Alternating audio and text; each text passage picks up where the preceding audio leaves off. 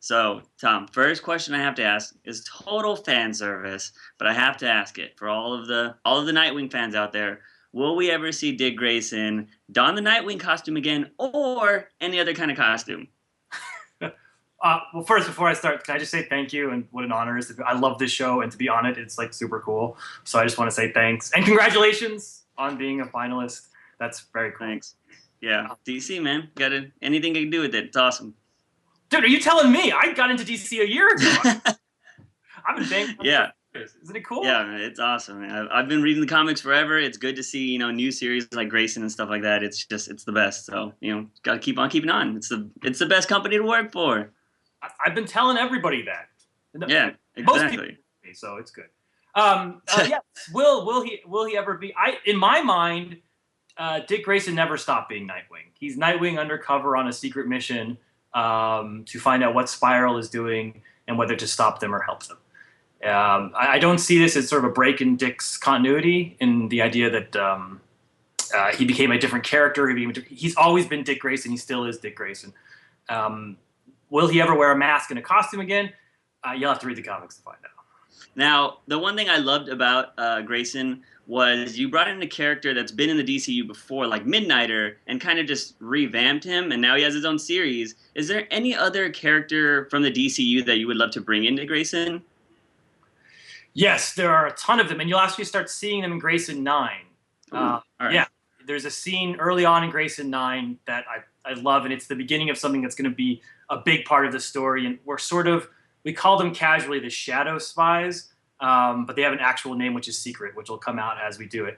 And I think it's 6 or 7 characters I've always wanted to write, and they're in the background. And you can't quite see who they all are, so it's a little bit of a guessing game. If you pick up the issue, you can sort of figure out who they are. Maybe you can, maybe you can't. But yeah, I mean, they're coming right away.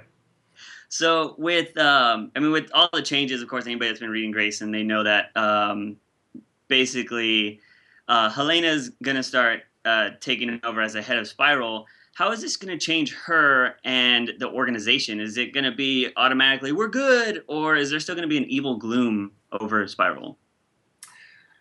You saw at the end of Grayson 8, there's a sort of figure named Agent Zero, who is above the current Mr. Minos, who is the head of the organization behind. And she's still the head of it, and she still has a plan, and that level is above where Helena is right now. So Spiral still has some stuff going on underneath, and that's all going to come out in this next arc of sort of who he is. Yeah, that's issues 9 through 12 is our big sort of get to the heart of Spiral issues. What do you feel Grayson adds to the new DCU?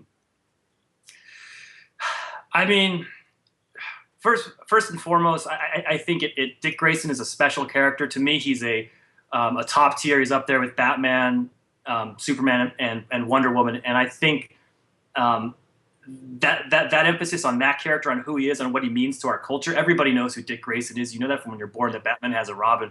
And what that Robin is doing now, I think, is important to people. And telling his story, I think, is very important to DCU. And I think it also adds, it's a fun comic. It's not about deep darkness, although there's issues are always beneath the surface there. But this is about a guy who likes being a superhero. This is about a guy who enjoys saving the day.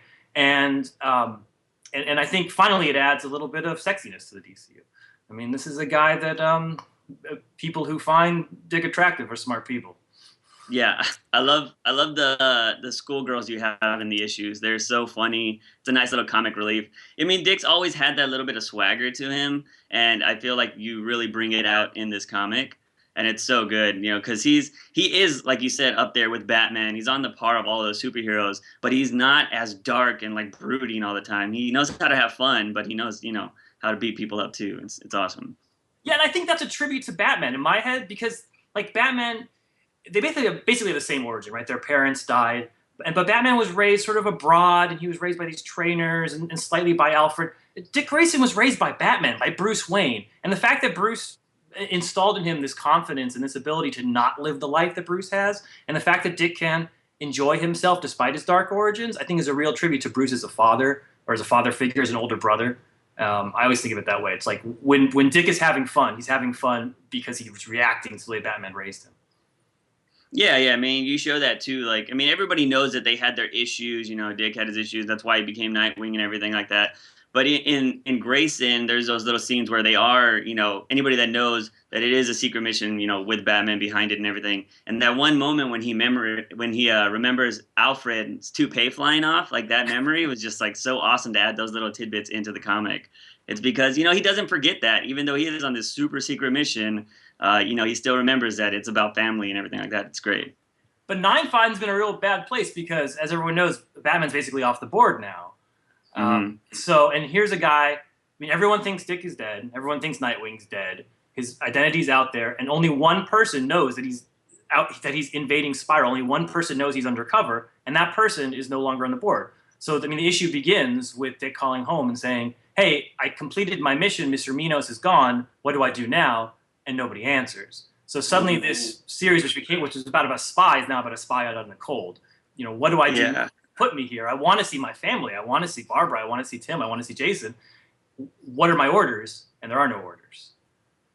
I'm so excited. Okay, it just sounds so great. Okay, so with since we do know Helena is the head of Spiral, that means she's no longer, or I would assume she's no longer going to be out in the field with Dick. So is that meaning he's going to be having a new partner? And is this a new character that has never been seen before, or is it somebody that maybe we have seen in the DCU before?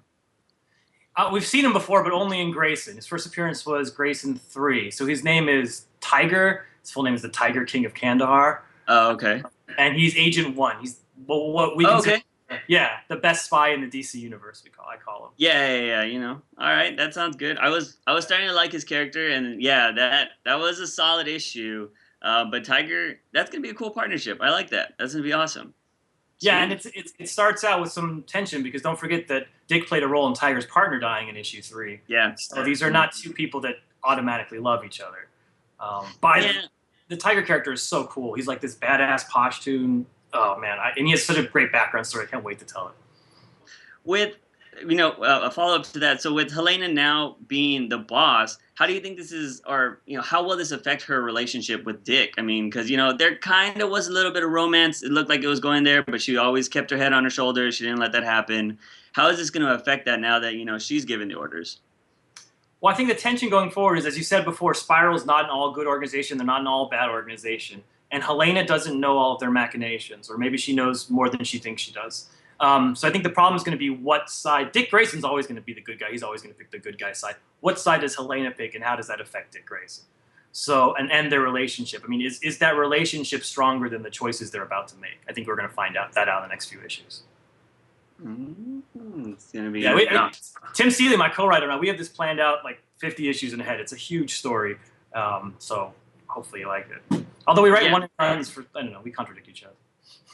Yeah, that's so awesome that you already have a plan. In fact, what is your writing process? Is it something like do you like to throw little Easter eggs in your writing, like when you're doing it, or is it you want something fresh, you want something new, maybe something that's never been done before?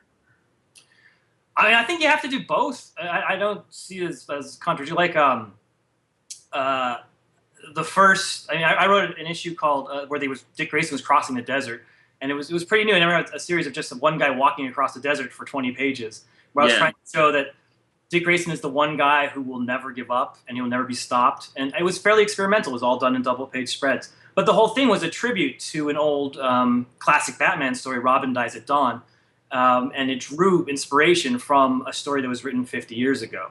So I think we have to do that. We have to update the format. We have to be new. We have to be experimental. But everything we do is grounded in like these amazing creators that came before us. So I don't think they're exclusive.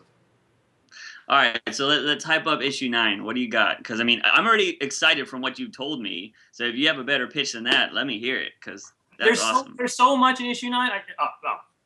We've got a major character dying on the first page. We've got a new secret group of spies.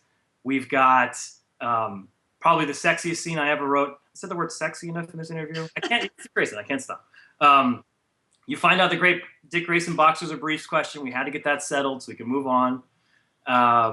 You have an insane cliffhanger and the start of what's going to be a huge arc that's going to lead Dick Grayson back to the DCU. Not to mention a dance scene. So that's not in every comic. That's all I'm saying. Uh-oh. Dance off, maybe? Awesome. I got to ask that you mentioned the boxers or brief things. I noticed in issue one of Midnighter that he wears Batman underwear. Does Grayson wear Batman underwear? You will find out in issue 9. Open it up. Everybody's got to go pick that up. Pick up issue 9 to find out the big question: does Grayson wear Batman underwear? Yeah, and it only gets bigger. Like 10 is bigger than 9, and then 11's bigger than that, and then 12 is going to blow everyone away. I mean, when we get that far, like the whole internet's going to be talking about Grayson. Oh, awesome. Do you find it hard to top yourself each issue? Or is that just, you got to do it? Yeah, I mean, I'm rather new to this comic writing. I come from being a novelist, and I talked to Scott Snyder about this, and I said, how do you do it in Batman? You like the stakes always seem so high, and you always seem fresh. And he's like, you can't get settled into something. You always have to raise it. You have to do the next big thing. You can't just tell the same stories over and over again. And I took that philosophy to heart. I was like, yeah, he's totally right. We can't just, we can't be comfortable, because comfortable is boring. So these characters need to have big things happen in their lives, and big things will happen at Dick Grayson.